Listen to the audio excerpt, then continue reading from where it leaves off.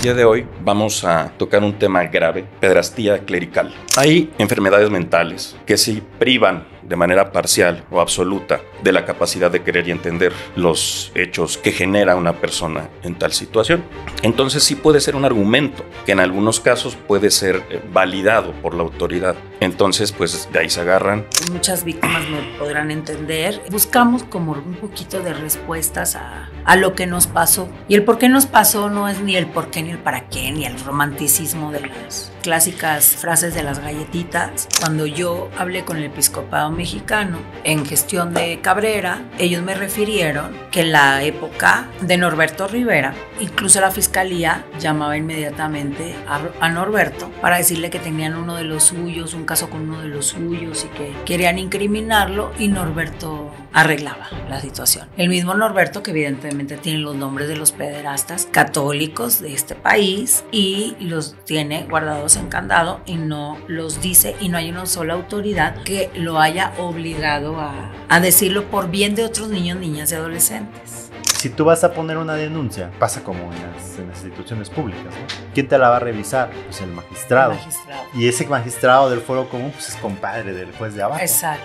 Pasa en las iglesias, pasa en las escuelas, por ejemplo, no pasa en las casas, que si nos ponemos a pensarlo son representaciones institucionales de nuestra sociedad. La familia es una institución, la escuela es una institución, pero para que este acto sucediera hubo toda una manipulación anterior, todo un sometimiento anterior, todo un lavado de cerebro anterior. ¿Estamos a favor o en contra de que agredan niños? No, estamos en contra. Estar en contra es estar en contra, no es estar en medio.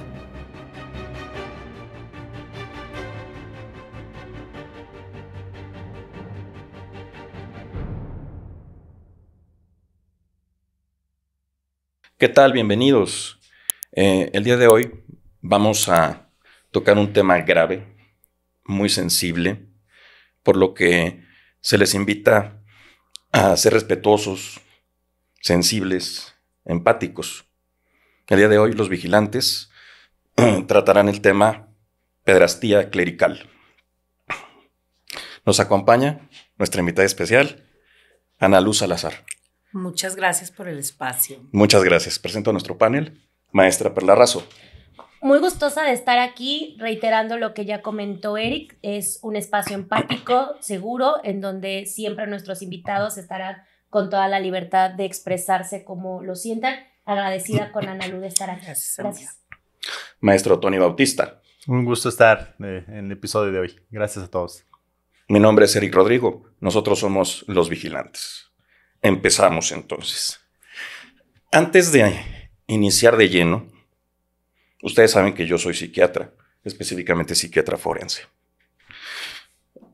Esto viene al caso porque muchas veces la defensa de los victimarios se quiere pues subir al tema de la psiquiatría para justificar a los agresores. Por ejemplo, intentan declararlos como pedófilos, ¿no? Que ese término debería ya estar fuera de las clasificaciones internacionales de enfermedades, ¿no? Así como en su momento estuvo el transexualismo, ya no está la homosexualidad, ya no está la pedofilia, debería de eliminarse también. Entonces, Ana Lu, una vez más bienvenida. Muchas gracias. ¿Nos podrías compartir la lucha que has tenido hasta el día de hoy? Claro que sí, pero después de una pregunta, porque lo que me dijiste me encantó, es como escucharlo. Quitar la pedofilia de esas, o sea, de una clasificación, es una parafilia, pero como una enfermedad, ¿a qué nos ayudaría? A poder establecer que quizá los pedófilos, o sea, no actúan con base a una enfermedad, sino por medio de sus propias decisiones. Exactamente. Okay, vale. Y es el punto medular de mi opinión personal, quiero decir. Yo comparto esa opinión. ¿Por qué? Porque hay enfermedades mentales, trastornos mentales, discapacidades psicosociales, que sí privan de manera parcial o absoluta de la capacidad de querer y entender los hechos que genera una persona en tal situación. Entonces sí puede ser un argumento que en algunos casos puede ser validado por la autoridad. Bueno, no está totalmente incapacitado, pero si viene en un manual diagnóstico y además es internacional la clasificación, pues entonces tendrá capacidad disminuida. Exacto. Entonces, pues de ahí se agarran. Otro tema podría ser que se puedan deprimir, ¿no? De repente. Bueno, nos deprimimos todos. Exacto, sí, pero nos deprimimos más las víctimas. Por supuesto. Entonces, este es el vínculo toral entre la salud mental y personas que han sufrido este tipo de situaciones, como es tu caso. Gracias por acompañarnos, en verdad. Gracias. Y bueno. Ahora sí que abrí con una duda genuina, Está pero perfecto. Lo pregunto porque todo el tiempo creo que muchas víctimas me podrán entender, que buscamos como un poquito de respuestas a lo que nos pasó, el por qué nos pasó, ¿no? Y el por qué nos pasó no es ni el por qué, ni el para qué, ni el romanticismo de las clásicas frases de las galletitas. No, más bien es como comprender el contexto de nuestra propia historia y saber cómo los elementos se fueron dando para poder ser victimizado, ¿no? En temas de pederastia clerical, que son primordialmente los que yo, pues digamos que son los que primordialmente yo peleo. Yo fui víctima de un curas, un sacerdote, Fernando Martínez, legionario de Cristo, en 1991 y 1992. En la escuela, yo estaba en la escuela, él era mi director, y aparte era capellán del colegio, y él pues me violentó de todas las maneras posibles que puedan existir. Durante 1 año, 2 meses aproximadamente, de forma activa, y de forma inactiva, pues yo digo que ya, aunque el día de hoy esté muerto, me sigue violentando su acción, el delito que cometió en aquel entonces, porque nunca hubo ni justicia ni reparación, mucho menos garantía de no repetición. Y pues bueno, obviamente no actuó solo, tuvo una cómplice en aquel entonces, una maestra prefecta de disciplina, maestra también de valores, increíble, pero sí. Yo no fui la única niña, fuimos como 9. Él nos sacaba del salón y nos llevaba a la capilla para que este agresor nos violentara. Y aprovechaba, pues, los mecanismos religiosos, ¿no? Que si la confesión, que si tú eres mi monaguilla, entonces tú me vas a ayudar a recoger las cosas y a guardarlas. O sea, utilizaba elementos religiosos. Tan es así que en algunos episodios que sufrí, me decía que no hacíamos nada malo, que Dios nos veía, que la puerta estaba abierta. La verdad es que dejaba un resquicio lo más pequeño posible. Me decía, la puerta está abierta, no estamos haciendo nada malo, cualquier persona puede entrar, Dios nos está viendo. O sea, más allá de los elementos, digamos, de canasta que utiliza un agresor o una agresora sexual, le aumentó los elementos religiosos, ¿no? Y evidentemente la instrumentalización de mi fe en aquel entonces para poderme violentar, ¿no? Llegar conmigo a través también de mis creencias y de su posición, que era una posición absolutamente privilegiada, porque no solo era una autoridad en el colegio, sino era una autoridad religiosa, un ministro de culto. Cuando yo puedo denunciar, mis papás toman acción y van y hablan con el obispo. El obispo les dice que no puede ser, que no puede creer que él hacía eso, cuando pues bueno, tenía señalamientos desde 1969. Entonces, yo no me lo topé de casualidad, de hecho me lo topé después de pasaron varias cosas para que él estuviera ahí y lo pusieron en una posición de poder después de haber violentado niños, niñas y adolescentes durante muchas décadas. Me lo pusieron ahí y yo me lo topé. O sea, no fue tampoco una cuestión fortuita o una coincidencia, ¿no? No fue como en una ocasión dijo el el que era el presidente de la Cámara de los Senadores en aquel entonces, Ricardo Monreal, que dijo una frase verdaderamente deleznable para todas las víctimas, que fue un infortunio. No es un infortunio. Esta gente sabe lo que hace, actúa, planea y se vale de su infraestructura muy pequeña o muy grande para poder violentar infancias. Tan es así que cada violentador o violentadora al menos suman 60, mínimo 60 niños, niñas o adolescentes. Y yo podría pensar que si mínimo son 60, porque eso fueron también, eso es lo que dice que él ha contabilizado aproximadamente. Por ejemplo, el caso de Maciel, que la propia Legión de Cristo dijo que fueron 60 víctimas, son más de 120 evidentemente. Entonces, pues bueno, eso fue como muchas cosas a las que yo me enfrenté siendo una niña. Te puedo decir hoy por hoy que soy activista y que soy una adulta ya madura, después de yo denunciar públicamente. O sea, yo denuncié de niña en el 92, que es una rareza, pero denuncié. Yo creo que me ayudó mucho que soy una persona TDA.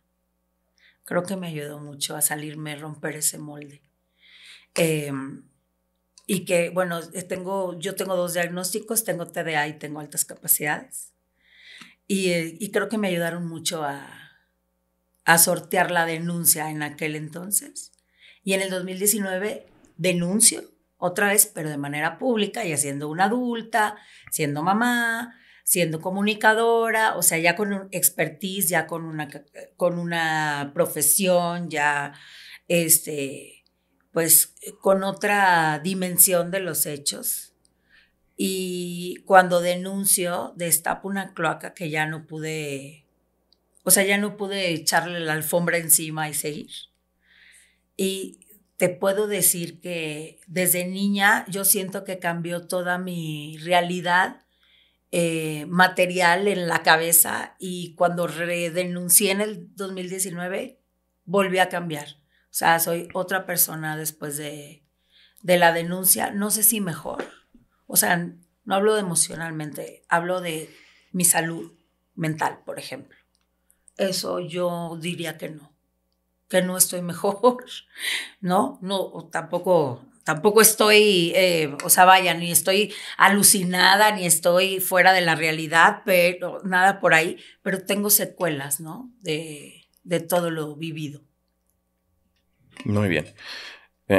Maestra Perla, ¿cuál es tu experiencia en la atención de víctimas de abuso sexual infantil?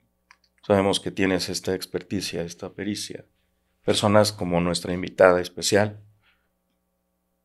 Sí, es que me quedé pensando muchas cosas. Creo que primero deberíamos entender que la violencia sexual, la pederastia clerical también, no es un acto unificado, es decir, no es un acto per se que comete una sola persona en un solo momento, sino es una serie de acciones, de elementos que llevan a que ese acto se cometa, ¿no? Yo hablo mucho siempre que deberíamos llevar a los juzgados y al sistema legal esta violencia sexual como un acto globalizado de muchas cosas, porque justamente nos lo comentaban al uno, para poder que esto pasara hubo toda una manipulación, todo un sistema institucional que permiten que estos actos pasen, ¿no? Pasa en las iglesias, no pongamos el nombre de una religión per se, en las iglesias, pasa en las escuelas, por ejemplo, no pasa en las casas, que si nos ponemos a pensarlo son representaciones institucionales de nuestra sociedad. La familia es una institución, la escuela es una institución, la iglesia y los sistemas religiosos son instituciones. Entonces, creo que es bien importante que empecemos a construir a las víctimas de violencia sexual como eso. Yo sé, y Tony lo sabrá mejor que yo, que jurídicamente es un acto, ¿no? Este acto específico, pero para que este acto sucediera, hubo toda una manipulación anterior, todo un sometimiento anterior, todo un lavado de cerebro anterior, todo un sistema de creencias anteriores, ¿no? Hablemos específicamente de lo que pasa en las iglesias, todo un sistema de creencias anteriores que hacen que los niños, niñas y adolescentes del mundo, porque esto no solo pasa en México, del mundo, puedan ser tan accesibles a estos depredadores, ¿no? O sea, tan fácil para ellos captarlos y tenerlos. Creo que eso es bien importante poderlo llevar a la discusión pública. Y por supuesto, coincido mucho con lo que decía Ana Lu de las secuelas que pasan en lo largo de la vida, y creo que entre más temprano en el desarrollo de un infante se comete la violencia sexual,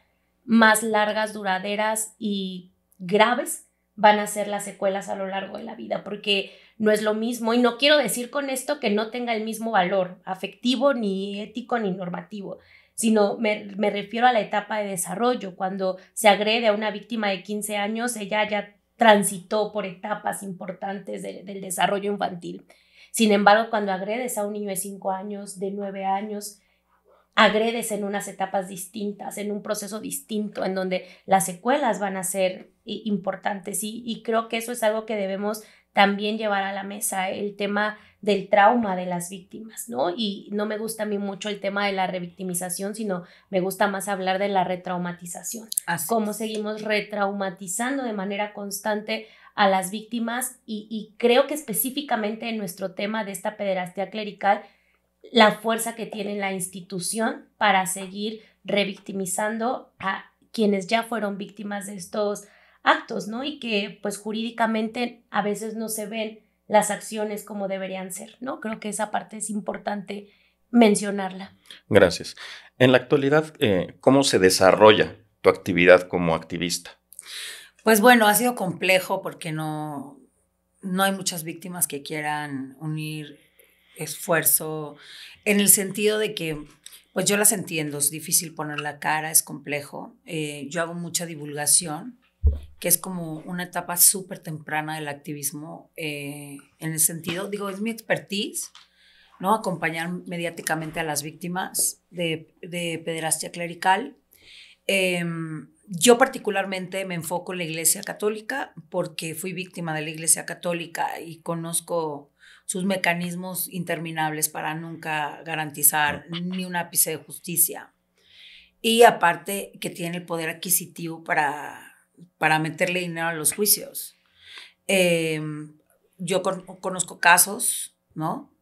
Como el de Esperanza González, por ejemplo, en Puebla, en donde se logró una sentencia de 21 años y 10 meses, creo, aproximadamente, a un agresor que lo agarraron en flagrancia.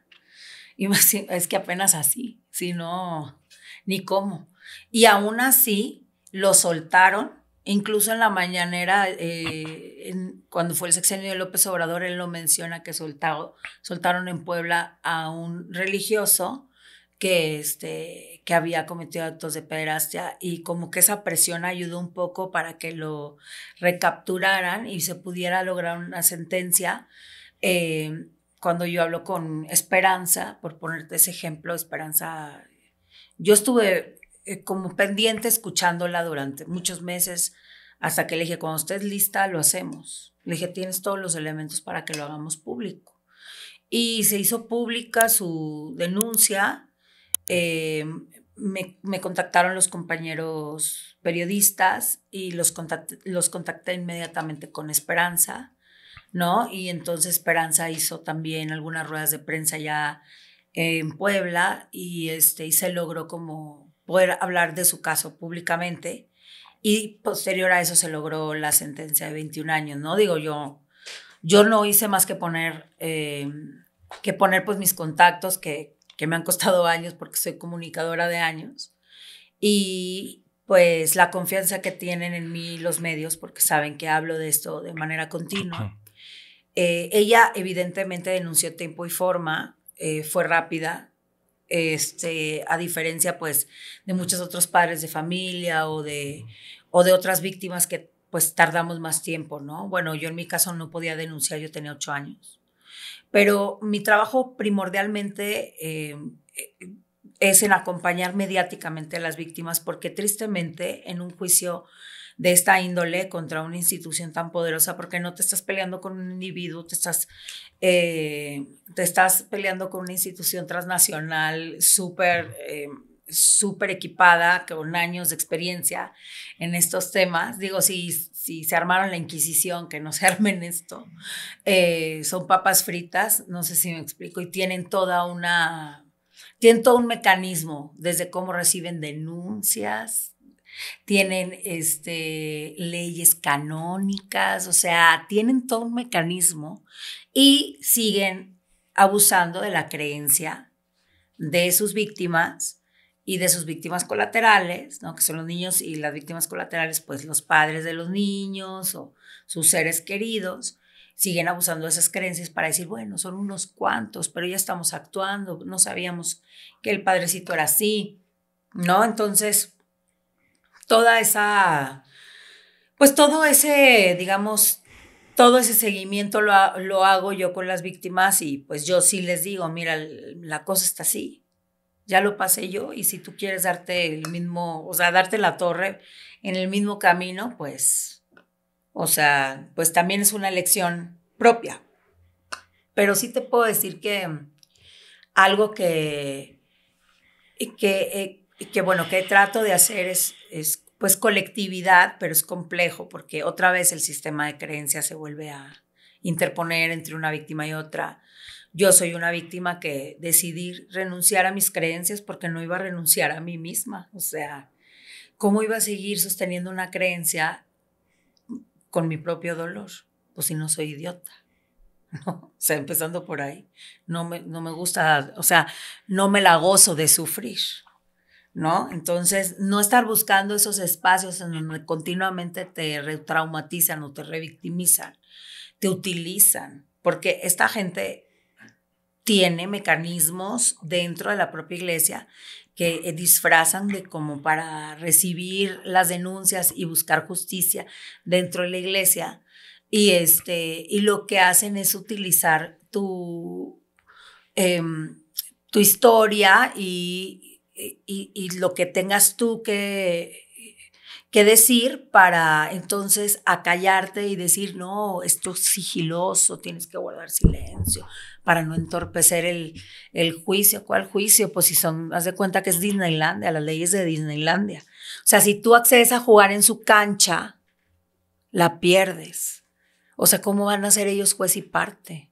¿Cómo van a poner ellos la cancha y la pelota y el juez y el árbitro, y la vas a perder, ¿no? Entonces, parte de mi acompañamiento, pues sí, es un poco, pues darles ese golpe de realidad a las víctimas, que les van a evitar luego muchas desilusiones de parte de la institución, de las cuales ellos quisieran que voltearan y les dijeran, perdón, va a haber un castigo ejemplar.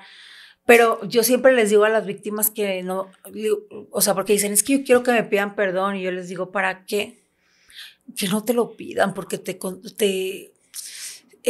comprometen. A perdonarles. ¿Por? O sea, ¿por qué tendrías que perdonar que te violaron de chiquito? No. Que te destruyeron tu infancia, tu familia, porque tus papás no vuelven a ser los mismos. Tu familia y la dinámica no vuelve a ser igual. Tu cuerpo no vuelve a ser el mismo. Tu psique no vuelve a ser la misma. Tu posición en el mundo no vuelve a ser la misma. Tienes que reencontrarla, reactivarla, renombrarla. O sea, es muy fuerte el proceso. Para mí es una muerte. Es como si te murieras y luego fueras otra persona. Y les digo, pues es que un perdón te compromete de entrada a perdonarles, cuando lo que te hicieron no te lo pueden devolver, ¿no? Y en segunda, te condiciona a que, pues, que si tú tienes alguna molestia o alguna inconformidad, pues si te sigues quejando, ya vas a recibir, pues, tu señalamiento respectivo de rencoroso, de que no tienes a Dios en tu corazón. O sea, te revictimizan con tu propio Dios, con el Dios que tú crees. Si tienes a Dios a tu corazón, perdona, porque el único que juzga es Dios. O sea, siguen utilizando tus creencias, ¿no? Y creen que con eso te van a curar, como si fuera un raspón que se te cura. Y yo les digo, no, esto no se cura porque no es una enfermedad, esto se gestiona porque es una condición. O sea, y todo ese acompañamiento, pues bueno, lo hago aparte de la divulgación. Y primordialmente lo que me interesa es resignificar a las víctimas en el mundo. Porque decir víctima ya eres ciudadano de quinta categoría. Decir víctima ya te estás haciendo el pobrecito. O sea, cuando no lo elegiste, tú no querías, no te gozas de ser víctima, no es algo de lo que no es algo que elegiste ni a lo que puedas renunciar. O sea, ya es una parte adherida de ti, ¿no? Entonces es como complejo, pero creo que social, políticamente, las víctimas tenemos mucho trabajo que hacer para que no nos dé vergüenza decir que somos víctimas. Por ejemplo, yo nunca digo que soy sobreviviente. No porque no sea sobreviviente, pues sí, sobreviví como todos sobrevivimos a diferentes cosas, ¿no? Pero si yo no nombro que soy víctima de pederastia clerical, nadie va a nombrar la pederastia clerical, y eso es lo que a mí me interesa, ¿no? Bien. Perdón, quiero comentar algo, perdón, que me parece súper importante de lo que comentaba y que creo que esto va para los colegas del área de la salud mental, que estamos como muy enfocados en buscar ansiedades, depresión, y por supuesto están, ¿no? Pero también esta parte del sistema de creencias, cómo se modifica el sistema de creencias de las víctimas y específicamente en la pederastia clerical, que juega un arma de doble filo, porque al mismo tiempo que te están modificando tu creencia del mundo, de la confianza, de la religión, de lo que crees, de tu fe, también están utilizando tu mismo sistema de creencias para mantenerte aprisionado, así lo voy a poner porque no encuentro una mejor palabra, mantenerte prisionero de este mismo sistema de creencias y de este, ¿cómo llamarlo? De este sistema institucional, ¿no? Porque creo que eso hace que las víctimas tengan estas sensaciones dicotómicas, estas sensaciones de qué está pasando, porque por un lado sí estoy muy enojado, pero por el otro lado me están diciendo que tengo que perdonar porque Dios es amor, y entonces me estaba diciendo este sacerdote que no es nada malo porque Dios nos ve, pero al mismo tiempo yo no me siento cómodo con esto. Entonces sí creo que específicamente el sistema de creencias en este tipo de violencia clerical es bien importante tenerlo presente, muy importante. Y yo le agregaría, la verdad, yo no me paro con un psicólogo, psiquiatra que me digas, es que hay que perdonar para sanar. Yo ahí me paro y me voy. O sea, así inmediato. Claro. Para mí es una falta de respeto. De entrada que me hablen del perdón, ¿de dónde viene? ¿Cuál es la raíz, no, de ese concepto? Empezando por ahí. ¿Y de qué va, no? Porque a mí me han dicho cosas como, si tú no perdonas, te vas a ir al infierno. Entonces, a tu agresor, que sí pidió perdón en su lecho de muerte y lo perdonó Dios, él va a estar en el cielo y tú en el infierno por no perdonarlo. Ya digo, no, ya nos volvimos locos. O que ya lo va a perdonar Dios y me lo voy a topar yo en el cielo. Ahí nos vamos. O sea, no quiero estar en un cielo en donde vayan a estar los pederastas. Claro. Empezando por ahí, ¿no? U otra cosa, ¿no? Pues todo pasa por algo y porque Dios quiso. Yo digo, no, pues si todo pasa por algo y porque Dios quiso, lo voy a cuestionar. ¿Por qué quiso que violaran niños? Claro. O sea, ¿por qué quiere que violen niños, no? Es otra cosa muy fuerte. Pero a mí, un especialista en la salud mental se atreve a nombrarme el perdón y la sanación y yo me paro y me voy. O sea, para mí es una falta de respeto porque te están diciendo que entonces lo que te pasó se puede borrar como si nunca hubiera existido y seguir como de lo más normal, claro. ¿No? Y ni que fuera un raspón, ¿no? Ni que te hubieran robado una paleta. Eso es lo que claro. Tanto digo yo, ¿no? Muy bien. Comentabas hace unos minutos acerca de un mecanismo. Uh-huh. Aparte de lo que ya nos compartiste. Desde la captación. Exactamente. Hasta para que quedes encapsulado dentro del sistema y no hables, no denuncies públicamente. Hay una especie de oficina que reciba estos asuntos. Sí. Y el siguiente paso, administrativamente hablando, de esa oficina, ¿dónde se supone que pues se va la denuncia? Es un revoltijo que ni ellos entienden. Por ejemplo, si a ti te viola un legionario, no es lo mismo que te viole un franciscano, porque aparte dentro de la iglesia hay como estratos sociales, jerarquías, ¿no? Socioeconómicos, mejor dicho, porque brazo derecho de la iglesia son los legionarios de Cristo, como es en mi caso que yo fui víctima de los legionarios, y el del ala izquierda son los del Opus Dei, ¿no? Y no ideológicamente, son de ultraderecha los dos, pero pues son prácticamente los financiamientos, o sea, los financiadores son ellos, más los legionarios que los otros, pero son los más poderosos, ellos dos. Por eso yo siempre digo, ¿cuándo han visto uno del Opus Dei en la cárcel? ¿Cuándo han visto un legionario en la cárcel, sentenciado? No se lo van a encontrar. No, eso no es normal. Apenas hay un caso en México que me dejó muy sorprendida, pero creo yo que las víctimas han de tener un poder muy parecido al de los legionarios para poderse aventar ese tiro porque es fuerte. Pero, por ejemplo, tú vas y pones tu denuncia ante el episcopado mexicano y ellos te dicen, es que nosotros no recibimos esa denuncia, tienes que irte directamente con los legionarios, porque ellos son congregación. ¿Cómo? Y entonces, ¿cuál es la sede? No, pues que nosotros no se rigen por nosotros. Ellos con el Vaticano. Tienes que mandar tu denuncia a la oficina esta que era la Santa Inquisición, que ahora es la de la doctrina de la fe. ¿No? Y ahí, pero tú la mandas a la de la doctrina de la fe y ellos se la mandan a los legionarios para que ellos juzguen. Ya. O sea, una... Claro. Ajá. Apenas que sean diocesanos, entonces es otro proceso.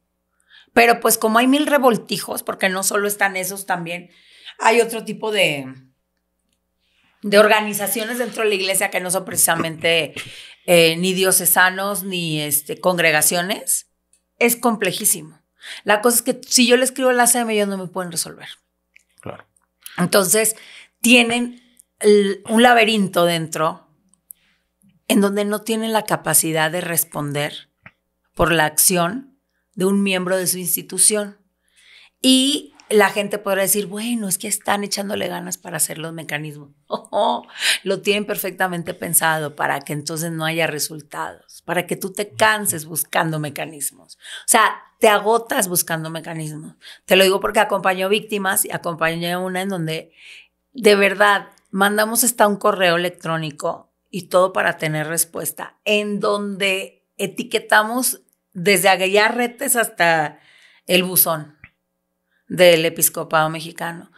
Y te dicen que ellos no son responsables de esa congregación, que ellos no pueden, que lo lamentan mucho, que apenas la sentencia emitida la podrían tener la propia congregación. O sea, aparte de la sentencia, la tendría que tener la propia congregación. O sea, no tienen una santa sede. No tienen a un señor que es jefe de Estado, porque el señor es jefe de Estado. O sea, a mí ya su posición, ya si la gente cree que es Dios en el planeta, no me interesa. Pero es jefe de Estado, es un personaje político, ejerce política, ejerce poder de todo tipo. Y no hay una respuesta por parte de esa gente porque todo es ambiguo. Todo te lo dejan abierto. Y entonces utilizan la demagogia, utilizan el discurso, utilizan pues mecanismos, digamos, de captación pública, ¿no? Y lo más fácil es que se agarran de las creencias de la familia de la víctima, o sea, de las víctimas colaterales. ¿Cómo te pasó esto con el padre tal? No lo podemos creer, vamos a hacer justicia, esto está muy mal, lo vamos a apartar de ahí, tú no te preocupes, ven, pon tu denuncia aquí con nosotros te ayudamos a darle seguimiento. Y ya tú no vas ante las autoridades correspondientes. Exacto. ¿No? Porque te enredan con tu propia creencia. Y al padre tal, porque ellos no pueden meterlo a la cárcel ni pueden juzgarlo de ninguna manera, nomás con sus leyes de Hogwarts, de Disneylandia, ¿no? Lo que hacen es cambiarlo de ciudad. Claro. Otro lugar. O de país. Cuando te encuentres un padre pederasta, como el caso de Probolo en Argentina. Por ejemplo, a esos curas los agarraron en Italia cometiendo actos de violencia sexual infantil, los mandaron a Argentina. Y se fueron a Argentina y agredieron niños, niñas y adolescentes con discapacidad, con ayuda de las monjas. Acaban también, ¿dónde fue? Creo en Irlanda, Acaban de sacar un cementerio de bebés nacidos, no de abortos, señores, de bebés nacidos, donde las monjas agarraban a las madres solteras que iban a tener ahí a sus bebés y pues o los mataban o los regalaban porque pues, ¿cómo ibas a ser madre soltera? Desde los 40 hasta los 70, 30 años, más de 800 cadáveres de bebés. Y tú me dices a mí, ¿esos son los que salen y le dicen a los homosexuales que son malos?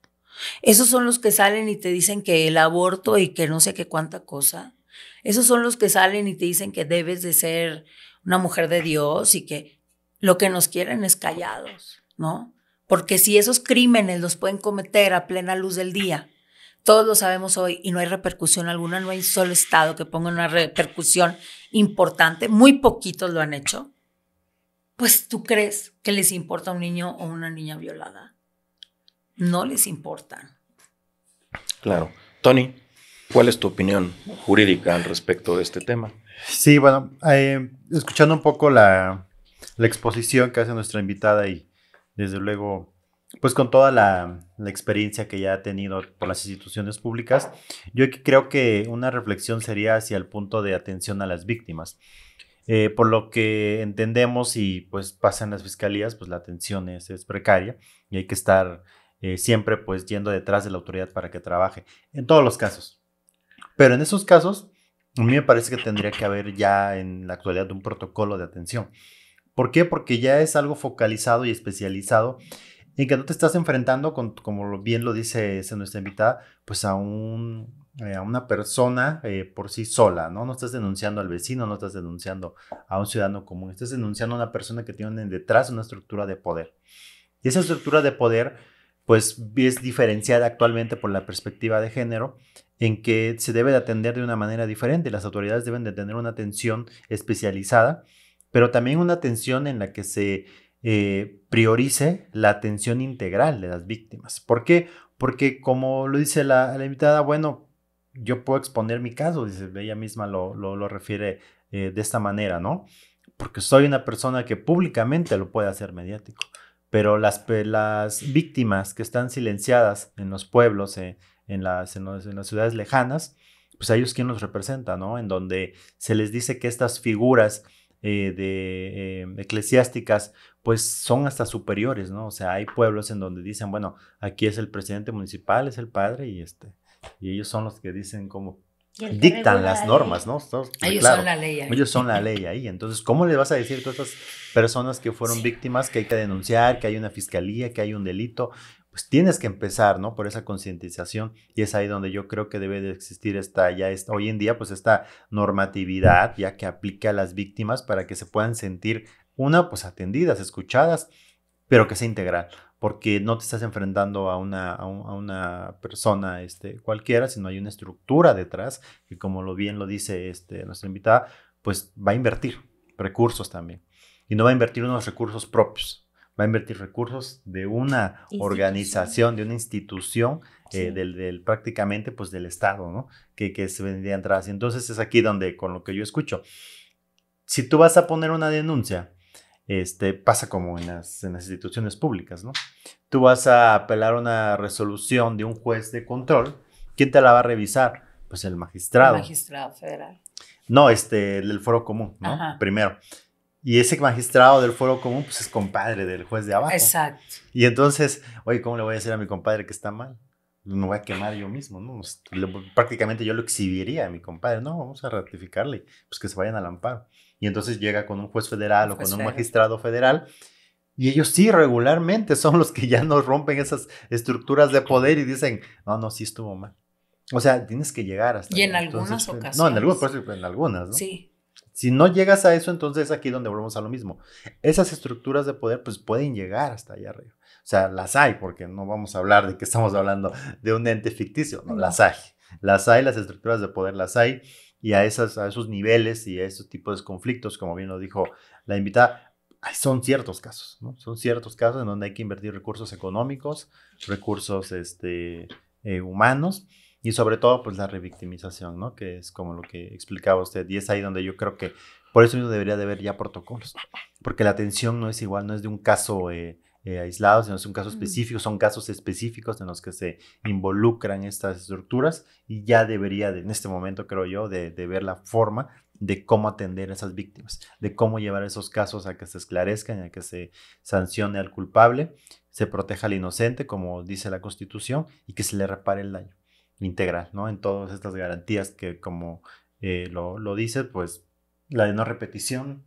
Hablemos, esa es la primordial, claro. Hablemos primeramente de esa, ¿no? O sea, en estos casos es lo principal. ¿Por qué? Porque vamos a lo mismo, ocurren dentro de una estructura que ya es parte de la sociedad. Y entonces hay que procurarlos porque ya son parte y entonces se puede volver un problema que si no se evidencia y si no se hace en público, pues se puede normalizar. Cosa que ya sucede. Cosa que cuando se normaliza. A mí, yo me encantaría acotar que cuando yo hablé con el episcopado mexicano, en gestión de Cabrera, que todavía está gestionando, en los conversatorios que yo tuve con ellos me refirieron que en la época de Norberto Rivera, incluso la fiscalía llamaba inmediatamente a Norberto, al cardenal, para decirle que tenían uno de los suyos, un caso con uno de los suyos y que querían incriminarlo, y Norberto arreglaba la situación. El mismo Norberto, que evidentemente tiene los nombres de los pederastas católicos de este país y los tiene guardados en candado y no los dice, y no hay una sola autoridad que lo haya obligado a decirlo por bien de otros niños, niñas y adolescentes. Entonces, hay una colusión total con el Estado y la Iglesia. Esta separación es ficticia. Y yo le sumaría, yo recuerdo en aquella época en donde denuncio en el 2019 de manera pública que en aquel entonces yo era solamente una víctima, no era una víctima, una denunciante, pero no era una activista.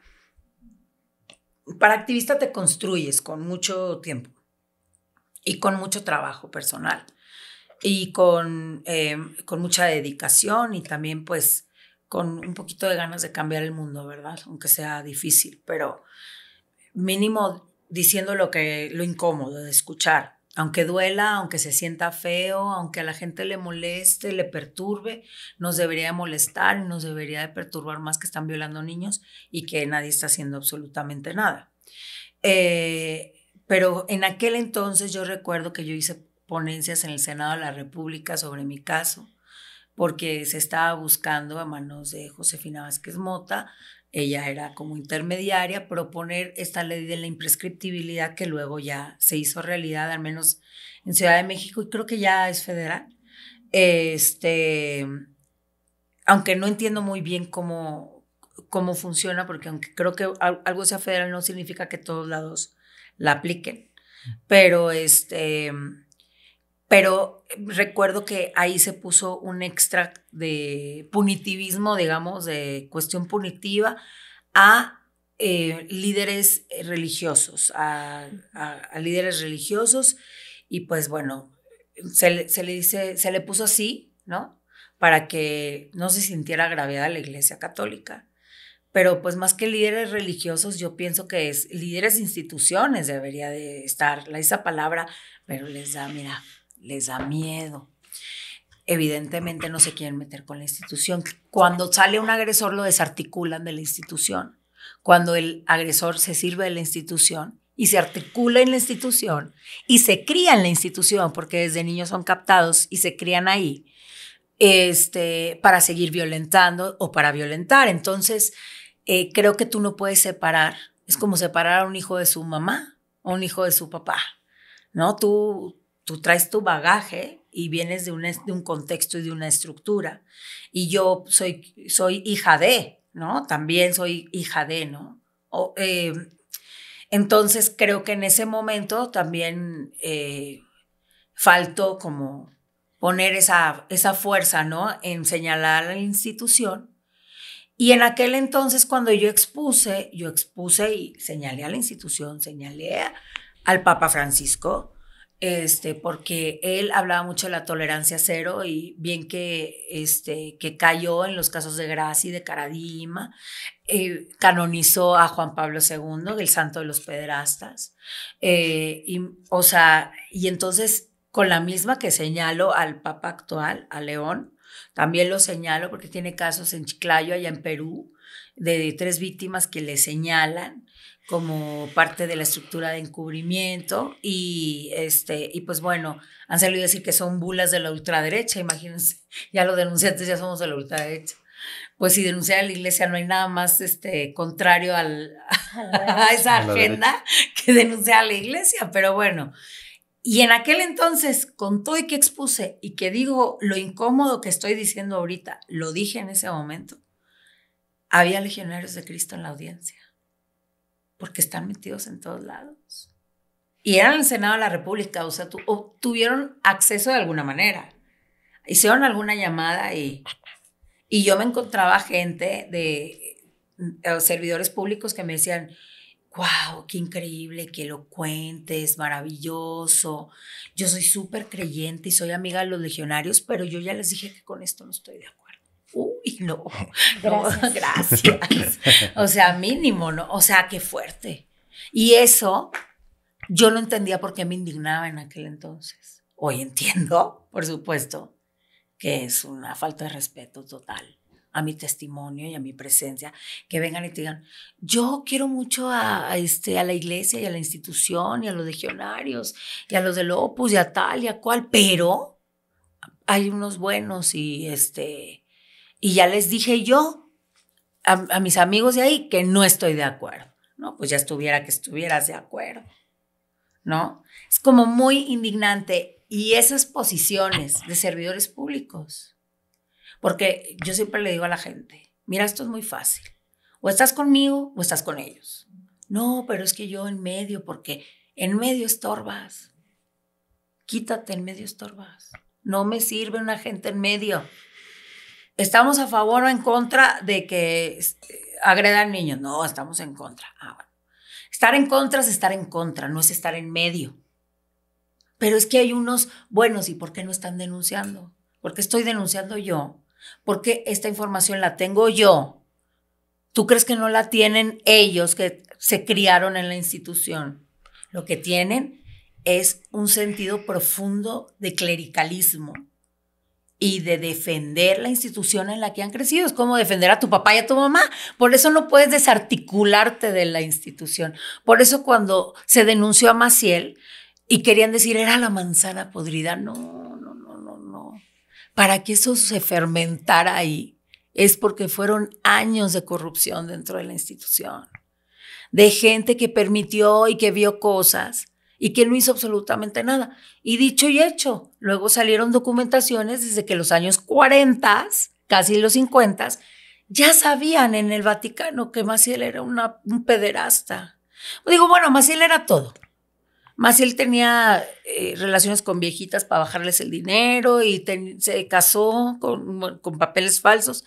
Tenía, ya sabes, esta identidad suplantada y luego se metía drogas y tenía sus dealers y entonces a los chicos les decía que fueran a comprar las drogas, entonces pues ellos también de alguna manera delinquían porque le proveían drogas.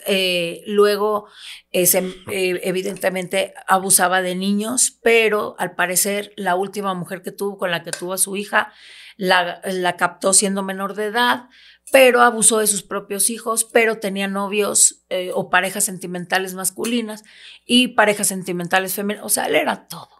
Porque les encanta también decir, es que era de la comunidad LGBT. No, él va más allá. Era un ostentar, un poder de decir, yo puedo todo lo que yo quiera. O sea, iba más allá, no sé si me puedo explicar. Más allá de las orientaciones sexuales, que no es que no existan, claro que existen, pero es otra cosa que yo explico. La orientación sexual no está vinculada al cerebro pederasta, o sea, la mente pederasta, ¿no? Son dos cosas diferentes. Y para pruebas tenemos las cifras, ¿no? Las cifras de dónde sucede más y cómo sucede más, ¿no? Y que un evento de estos, también esta es otra que siempre repito, un evento de estos no te hace ser lesbiana o homosexual, o sea, vivirlo, vivir un acto de pederastia o un delito de este tipo, no te hace ser homosexual o lesbiana. Si tú descubres en el Inter que eres homosexual o lesbiana, es porque evidentemente se te hipersexualizó y tuviste oportunidad de darte cuenta antes que te gustaba, y no tiene nada que ver con que te agreda un hombre o una mujer. Eso no condiciona tu orientación sexual, claro, ¿no? Y ser un agresor no lleva de condicionante tu orientación sexual, ¿no? Claro. Entonces, que era para mí importantísimo porque esos bulos se repiten todos los días y los principales precursores de esos discursos es la Iglesia Católica, que salió a decir que los pederastas de la Iglesia eran homosexuales y por eso eran pederastas. Y lo repite gente como Verástegui, gente como el Dreyfus, como el Chicharito, o sea, así. Son prácticamente una agenda, ¿no? Claro. A propósito de lo que comentabas, de que están en todos lados, ¿no? Pues fue uno de los objetivos de que crearan sus propias escuelas, ¿no? Uy, claro. Desde los semilleros del kinder, primaria, secundaria, preparatoria. Vamos, Enrique Peña Nieto, de donde fue egresado, ¿no? Del Opus Dei. Claro. Bueno, perdón, de la Universidad Panamericana. Sí, que es del Opus Dei. Que es del Opus Dei. ¿No? Claro. Entonces, es una de las razones por Pero las desde que los captan en los cumbres. Porque los ricos quieren tener ahí a sus hijos. Uh-huh. Y todos le meten feria a los legionarios. Así es. Y los legionarios a su vez tienen una agenda muy fuerte. Por ejemplo, están unidos con Vox o están unidos con el PAN, hasta así, o sea, yo a lo que voy es que cuando una víctima de la iglesia sale a hablar, por eso yo entiendo que la gente diga, pasen todas las religiones. Claro, a ver, pasen todas las religiones en las casas, con los doctores, Y es que si pasa con todos los doctores, no significa que todos los doctores sean... No, yo nunca he dicho que todos los sacerdotes son pederastas. Lo único que yo digo es que saben que hay pederastas dentro de la institución y se callan, como también las infraestructuras o las sociedades quizá de doctores o de arquitectos o qué sé yo, ¿no? Evidentemente, claro, no tiene la misma repercusión una sociedad ni de doctores, aunque sean poderosos, ¿no? Que una iglesia internacional. Y que aparte es la iglesia número 1, o sea que la mayoría de la gente en el mundo es católica. Sí. Empezando por ahí, o sea, no tienen la misma infraestructura que, por ejemplo, las iglesias cristianas, que no tienen una sede, no tienen un representante que juegue el papel de ¿cómo se llama? Pues como de presidente o de jefe de Estado, ¿no? Y tampoco, bueno, más o menos los mormones, pero pues bueno, rásquenle a los mormones. O sea, yo le digo, rásquenle. El Dalai Lama, rásquenle al Dalai Lama. Ya dijo que ya se va a morir él y que ya no va a haber otro. O sea, ya se les acabó el chirrión ahí a los budistas. ¿Sí me explico? Ya me voy, se acabó Ya todo. me voy, me muero yo, se acabó la fiesta. O sea, pero es que son impresionantes. Sí. O sea, son de unos rasgos verdaderamente narcisos, impactantes, son verdaderamente impresionantes. Y claro que tienen captado a estos personajes también, dueños de empresas, a empresarios.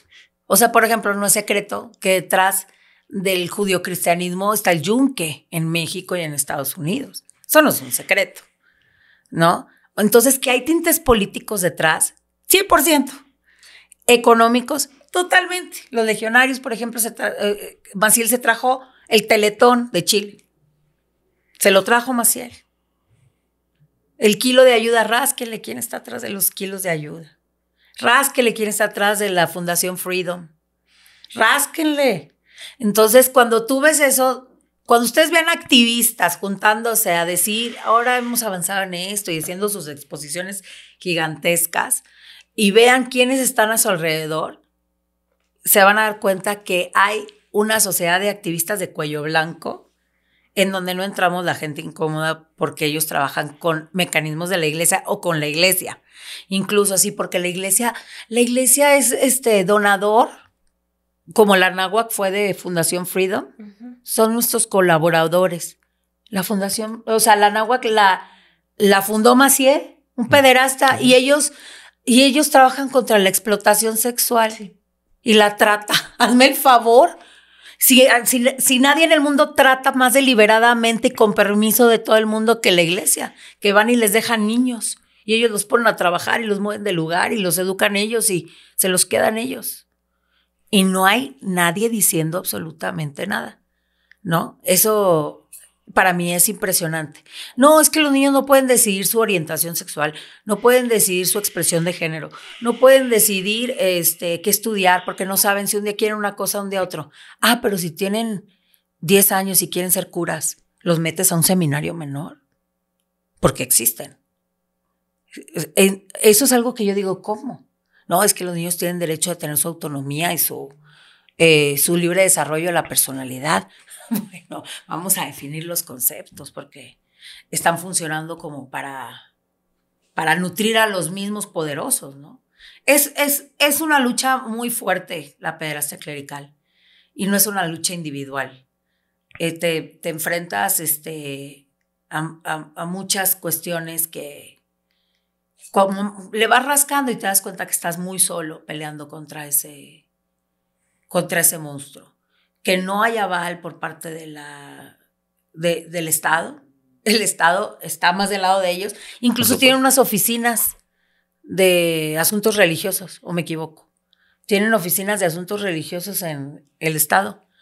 O sea, digo yo, ¿dónde tiene una oficina de asuntos de las víctimas para que nos reciban a todas gente del Estado? De hecho, sí pertenece a la Secretaría de Gobernación, la de Asuntos Religiosos. Imagínate. Y te reciben, o se supone que es para coordinar las asociaciones religiosas, porque pues hay que darlo de alta, ya sabes.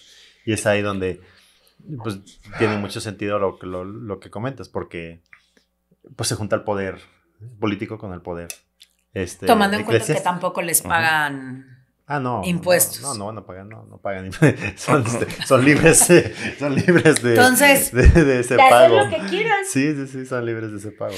El segundo país con más católicos del mundo. Sí. El primero es Brasil, el segundo es México. Y donde hay más, por ejemplo, más asesinatos con temáticas de odio, es primero Brasil y segundo México. ¿Coincidencia? No creo. En el país en donde, según la OCDE desde el 2019, somos el país en donde los niños sufren más violencia sexual infantil. ¿Coincidencia? No lo creo. Yo digo, pues imagínate, mayoritariamente la gente es religiosa.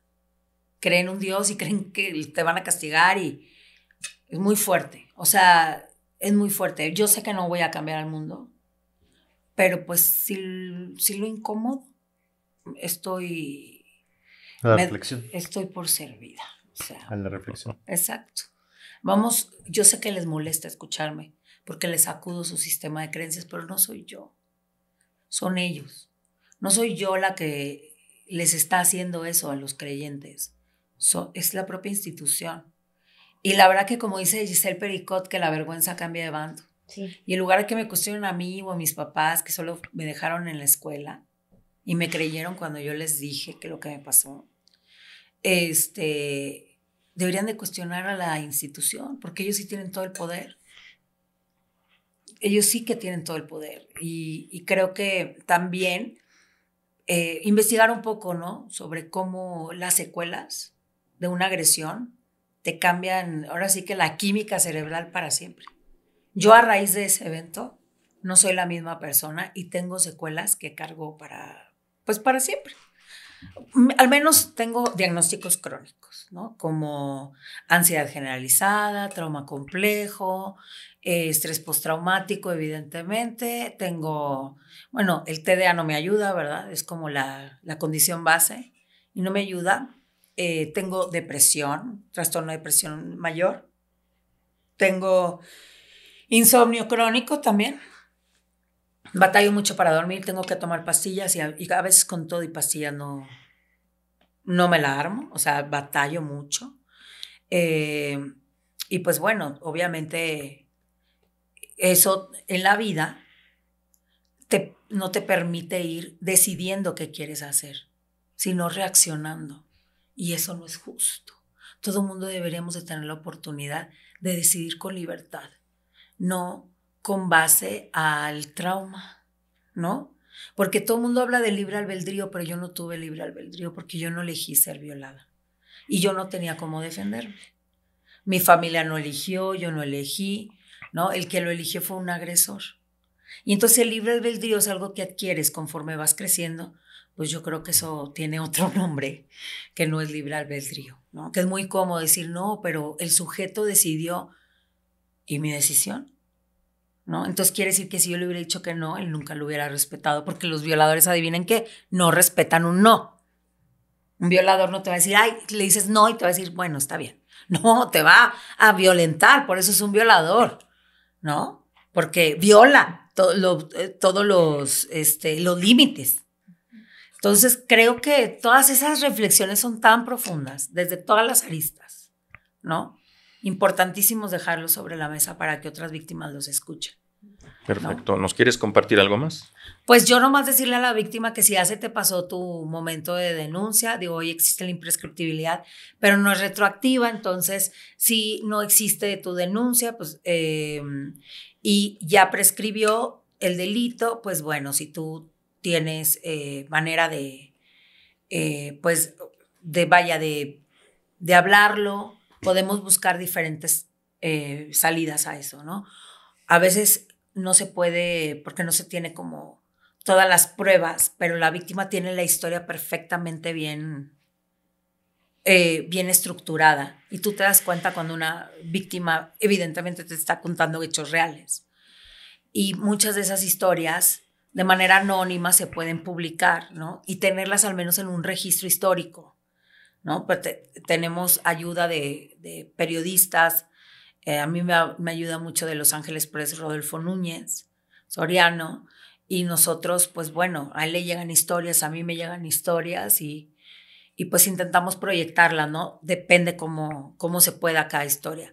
Y otra cosa muy importante que yo creo que a raíz de la sentencia a la corte del caso de Sasha Sokol, pues si tú no puedes denunciar porque el delito prescribió, pues no prescribe la reparación integral de los daños.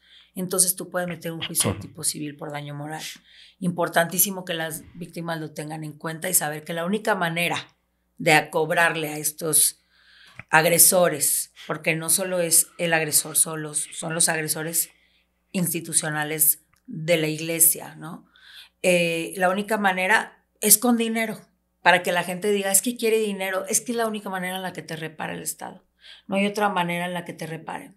Porque ni modo que te regresen desviolada. No existe. No existe, ¿no? Entonces, que las víctimas sepan que existen esos mecanismos legales, ¿no? Para cumplimentar un poco, pues, la justicia, la llamada justicia que luego llega 20, 30 años después. Muy bien, Analu. ¿Dónde puede encontrarte la gente? ¿Cuáles son tus redes? Mis redes sociales me pueden encontrar como @Ana1, o sea, Ana, el número 1, U Salazar. Ahí me pueden encontrar. Aparte de todo, soy comunicadora y hago espectáculos porque pues uno tiene que descansar la cabeza. Entonces, si se encuentran de pronto ese contenido, no se asusten. También hago espectáculos desde hace muchos años. Antes de ser activista fui comunicadora de espectáculos y trabajo en Grupo Fórmula y estoy con Flor Rubio. Estamos de lunes a viernes por internet y por radio y televisión en Grupo Fórmula, y entonces ahí me pueden ver para que no se asusten, ¿no? Me pueden ver colaborando en otros programas. No quita la seriedad del compromiso. Sí, un poquito, para que no digan se la vive enojada. Sí, pero no tanto. Tengo mis momentos. Sí, exacto, me da un ratito salgo al parque. Muchas gracias. Panel. ¿Algo más que quieran agregar? Yo estoy sin palabras. Y solo voy a decir lo que he pensado siempre. Tenemos una deuda histórica con nuestra infancia y creo que como sociedad les debemos mucho y es momento de empezar a pagarlas. Analu, te agradezco infinitamente. Al contrario, aquí estamos. Gracias. Por los niños, niñas y adolescentes. Siempre por ellos. Gracias. Al contrario. Tony Bautista, ¿algo más? Pues no, igual, invitar a la reflexión, invitar a los canales desde mi campo, que es el jurídico. Adelante, cuentan con el apoyo ante estos hechos y, como siempre, ¿no? A apoyar a las víctimas, sobre todo en estos casos que siempre que hay que ir en contra de lo que se dice normal y en contra de las estructuras de poder y como lo dice nuestra invitada activista, siempre es una lucha que se vuelve personal. Ya cuando uno toma ese tipo de casos, en el caso de nosotros como despacho, cuando tenemos la oportunidad de apoyar de forma pro bono a las víctimas, y vas contra una persona o una institución que tiene el poder, que tiene los recursos, sobre todo económicos, para poder atacarte, se vuelve ya una lucha personal. Y esa lucha personal no tiene un valor. Esa lucha personal es eso, es personal y es algo moral que no tiene ningún precio, como lo hizo nuestra invitada. Y es algo que se vuelve una bandera, que cuando se logra el éxito, es un éxito, como se dice, a lo mejor pequeñito, pero va a ser un cambio en la sociedad y va a ser una aportación a la sociedad. Y eso es lo que tenemos que reflexionar todos. Y como dice Simón de Beauvoir, sí, todo lo personal es político. Claro. ¿No? Perfecto, muchas gracias. Sin más que agregar, una vez más, agradecemos su atención. Nosotros somos Los Vigilantes, la voz de la ley. Mi nombre es Eric Rodrigo. Nos vemos en el próximo episodio. Gracias.